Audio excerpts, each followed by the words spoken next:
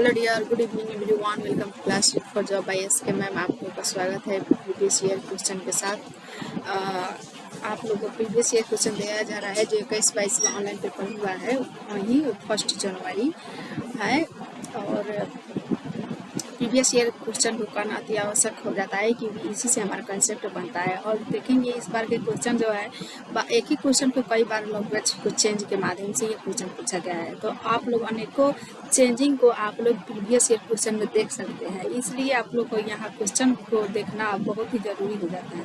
अगर वीडियो को अच्छा लगे तो उसके लिए लाइक सब्सक्राइब जरूर कीजिएगा और बेल आइकन पर जरूर दबाइएगा, क्योंकि यहाँ से वीडियो आपके डायरेक्ट आपके पास चल जाता है। ओके, यहाँ पर देखेंगे सीटीपी का क्वेश्चन है और हम बहुत ही अच्छे से डिस्कस के साथ पढ़ाएंगे। और आप लोगों को कोई डाउट रहा हो तो आप लोग कमेंट के माध्यम से हमको लिख सकते हैं या पूछ सकते हैं। ओके, तो नेक्स्ट हम लोग बढ़ेंगे क्वेश्चन की तरफ। निम्न में से कौन सा नियम यह सुझाव देता है कि शरीर के विभिन्न अंग विकास के विभिन्न चरणों में भिन्न भिन्न दरों से विकसित होता है। यहाँ पर विकास के बारे में आप जानते हैं, विभिन्न अनेक से तरीके से विकास होता है। तो आप लोग देखेंगे विकास दिया है। विकास एक आयामी है। विकास एक आयामी नहीं, बहुआयामी है। विकास एक दिशीय नहीं, विकास एस्पायरिंग है, ऐसे उच्च नीच करके चलता है। विकास एक असतत प्रक्रिया है। विकास सतत प्रक्रिया है। विकास निरंतर चलते रहता है, कभी रुकने वाली प्रक्रिया नहीं है। यहाँ पर बहुआयामी हो जाएगा, ये सभी नेगेटिव है। लेकिन यहाँ पे विकास की दिशा अधोमुखी एवं शीर्षगामी होता है। अधोमुखी के मतलब नाभि से लेकर के सभी तरह, मतलब पहले हम बीच का, जैसे कि हमारा जो विकास है, पहले हम यहाँ पर बच्चे का जो विकास होता है नाभि से शुरू होता है। हमारे के गर्भ में नाभि से ही खाना मिलता है, उसके बाद ही सब कुछ आगे बढ़ने लगता है, उस लास्ट में हाथ पैर हो जाता है। ओके, और शीर्षगामी जो सर से लेकर पैर तक विकास होता है। पहले सर बनता है, उसके बाद शारीरिक बनावट होना शुरू हो जाते हैं और पैर सबसे लास्ट में बनता है। तो इसी को ही विकास कहा जाता है, अधोमुखी व शीर्षगामी। ओके, तो ये इसी तरह से हमारा क्वेश्चन बन जाएगा 4। नेक्स्ट आ जाएगा क्वेश्चन 2। इनमें से कौन सा कथन सही है? तो कौन सा कथन सही है देखेंगे। बच्चे का विकास एक सामाजिक सांस्कृतिक परिप्रेक्ष्य में होता है। ये सही लग रहा है क्योंकि विकास जो होता है, बच्चे का विकास सामाजिक सांस्कृतिक परिप्रेक्ष्य से ही होता है। ही नहीं कहेंगे बल्कि समाज से, सांस्कृतिक से, क्लास इत्यादि सभी से होता है। स्कूल से, घर के वातावरण से होता है नहीं, लेकिन यहाँ पर जो दिया है सामाजिक सांस्कृतिक परिप्रेक्ष्य, इसी को मानेंगे। और यह 55वां अवधि है जिसे 10 विभिन्न अवस्थाओं में बांटा जाता है। विभिन्न अवस्थाओं में बांटा जाता है, लेकिन उसको 10 अवस्था में नहीं। कई मनोवैज्ञानिक ने 8 अवस्था में बताया, कई मनोवैज्ञानिक ने 14 अवस्था में बताया, कई जीव पियाजे ने 4 अवस्था बताया। इस तरह से कोहल वर्ग ने भी बताया है। ओके, तो देखेंगे इस तरह ये भी नहीं है। बच्चों की सोच सामाजिक अंतःक्रिया से प्रभावित नहीं के नहीं मतलब होता है। सामाजिक अंतःक्रिया के प्रभाव से ही यहाँ सोच बनता है, यह नहीं लिखा है, इसलिए ये नेगेटिव हो जाएगा। बच्चों का विकास केवल आनुवंशिकता पर निर्भर होता है। केवल आनुवंशिकता नहीं, वातावरण आनुवंशिकता दोनों पर ही निर्भर होता है। तो यहाँ पर देखेंगे हमारा आंसर जो बच के आया है फर्स्ट सही है। संस्कृति सामाजिक संस्कृति परिप्रेक्ष्य से बताया, और किसने बताया है तो लेव वाइगोत्स्की साहब ने सामाजिक संस्कृति के विकास होता है बताया है। सामाजिक संस्कृति से किस विकास होता है किसने बताया तो लेव वाइगोत्स्की ने। और भाषा पर भी जोर दिया है तो लेव वाइगोत्स्की साहब ने ही दिया है। आनुवंशिक विन्यास के पूर्व निर्धारित रूप से प्रकट होने की प्रक्रिया डैश कहलाती है? क्या कहलाती है? अनुकूलन या अधिगम या सामाजिकरण या फिर परिपक्वता हो जाएगा।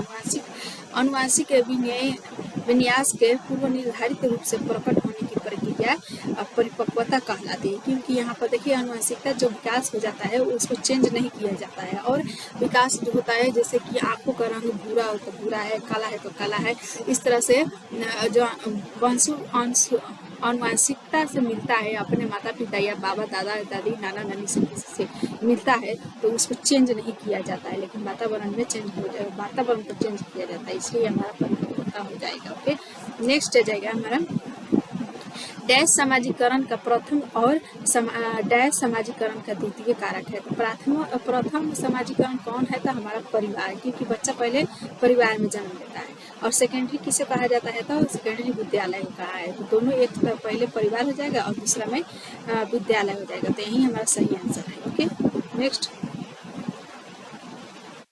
लोरेंस कोहल वर्ग के अनुसार 7-8 वर्षीय बच्चों में नैतिक निर्णय लेने का आधार क्या है?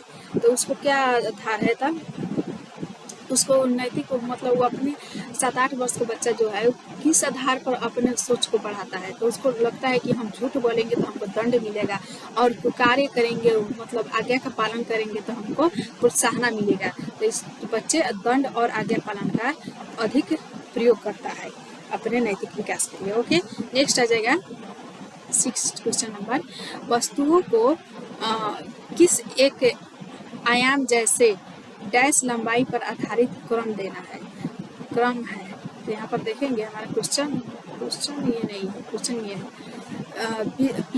जीन पियाजे के सिद्धांत में क्रमबद्धता किस संदर्भ में प्रयोग हुआ है? तो जीन पियाजे ने बताया कि वस्तुओं की किसी एक आयाम जैसे लंबाई पर आधारित क्रम देना, या फिर दूसरों का परिप्रेक्ष्य लेने की क्षमता, या फिर चिंतन का वर्णनात्मक रूप जैसे कहानी कथन में होता है। स्थानों जैसे अपने विद्यालय का स्थानीकरण मानचित्र करना चाहिए। यही हमारा सही आंसर है। जिन पियाजे ने बताया है कि बच्चे के जो स्थान जैसे अपने विद्यालय स्थानीकरण मानचित्र करने का क्षमता होना चाहिए खुद में। ओके, तो हमारा क्वेश्चन का आंसर बहुत सही हो जाएगा। नेक्स्ट आ जाएगा 5 वर्षीय नसीमा को यह लगता है कि चिकनी मिट्टी के गोले को यदि दबाकर एक सांप के रूप में परिवर्तित करे तो चिकनी मिट्टी बढ़ जाती है। बच्चे जो है, हम लोग गैस को जो होता है किशोर होता है, वो समझ जाता है कि इतना ही मतलब मिट्टी है तो इतना ही रहेगा, चाहे उसका आकार कोई भी प्रकार से बना दिया जाए।